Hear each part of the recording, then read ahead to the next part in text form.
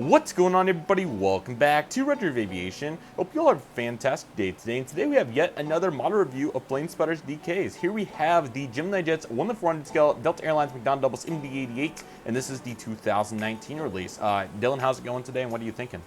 Pretty good. Looking forward to reviewing this model. Alrighty, so let's go ahead and take a look at the box. So as I said, this came out in 2019. Well, it may have been 18. I thought it was 19 though, but it does have the 20th anniversary.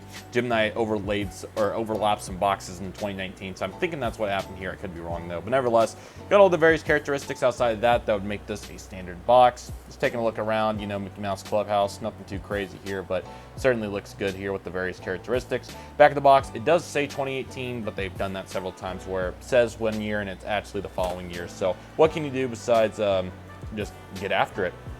So here it is, the Delta MD-88.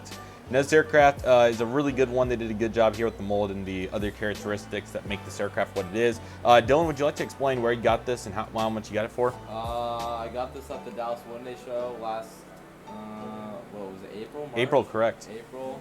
And I believe I got it for around $35. It might have the price in the box. Maybe it does. I don't think it did. Does it not? It does not, but I'm thinking 35 sounds about right. 35. I probably got a picture. I think it was 35, which I thought was an absolute deal, and I don't have an MD-88 in my collection, so I thought it was a good pickup. So Dylan made a reference here, and let's go ahead and take a look at the more in detailed references here. Get it in focus. Come on, you silly goose. Got to get it in focus. Okay, there we go. All right, so here we go. So nose cone is one of the only deficiencies on this mold. It's certainly not the sharpest tool in the shed, but you can see the curve, not horribly bad, but not just flat out amazing. Here we have the nose landing gear though, that looks really great. And then we have the cockpit windows, so that looks really good. Got the L1 door. One of the coolest characteristics of this particular aircraft is that the SkyTeam logo is on the door itself, so that's pretty cool. So I thought that was nice. You also got Delta's Best Airline of 2019 or something sticker like that, so that's certainly cool right there. Then you got the Delta Airlines billboard titles right there, followed up by some first class. I think these Mad Dogs had like, I want to say 16 or so, something like that, maybe 2 rows of 4 or something like that, but looking good. Delta Comfort Plus, absolutely fantastic. Not particularly on this aircraft because as an Eve geek, you would like to sit farther back. Next up, you got like rows, I think it's like 15 through 33 are all economy, so that's what you're seeing throughout here. You got some various panels and whatnot too, which look good. The wing, they have a slight tilt to them, so that's the only unfortunate part, but it's kind of hard to notice on this one, although mine is certainly much more significant. So pretty interesting comparison there, but you got the strobe light, those various details, the emergency exit. You absolutely love to see that. Here you got the 2 emergency wing exits there too, in the United States flag, coming in for the registration November 903 Delta Echo. Here's the L4 door, which, or goodness gracious, apologies. L2 door, which looks really good. And you got some windows back here too, which I think is a cool part of the Mad Dog. And you see the 4th one back there. It's kind of hard to see. You got to tilt it, but it certainly looks good. Here's the engines. These engines do a really great job, as we know and love. So it's nice to see them back here as well. And we got the Delta Airlines tail. I think it suffered a little bit of paint chipping there, but kind of hard to see, so no complaints there.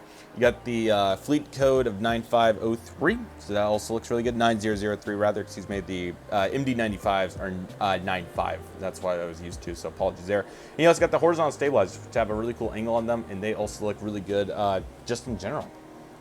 Taking a look at the right side of the aircraft, very similar details, although you do have a smaller door, and the SkyTeam logo is now not on the aircraft, so pretty interesting note there. The rest of the aircraft's also very standard. You got some various components of it that also make it look nice. You also got the tail back there, which looks good, so let me bring that up. So ultimately looking good in those departments, and it certainly passes the test. Top of the aircraft, you got the beacon, nothing too crazy, the silver outline, all those fun characteristics. In the bottom of the aircraft also looks good. You do have the Delta underbelly, which does look really nice. However, a big GeminiJets logo. Again, you got the 2 baggage doors here on this side as well, on the bottom side there, so that looks nice. And all the various components. So, and also the emergency exit there in the back too, which is also one of the coolest parts of this aircraft. So, yeah, really cool model here. Certainly a very nice one. I would recommend it for anybody's collection if you are interested. So, ultimately a really cool model, and certainly recommend it in general. So, Dylan, any complimentary thoughts or anything else you'd like to say about the Delta MD-88 here by Gemini? Happy to have in my collection. I believe I flew one from San and MSP. It's kind of a long route for that, but I was set up in Delta Comfort, which I kind of regret because that was, I think, my only time flying the Mad Dog, so kind of a lack of effort on my part, but at that time I wasn't that much in aviation than I am now, so what can you do?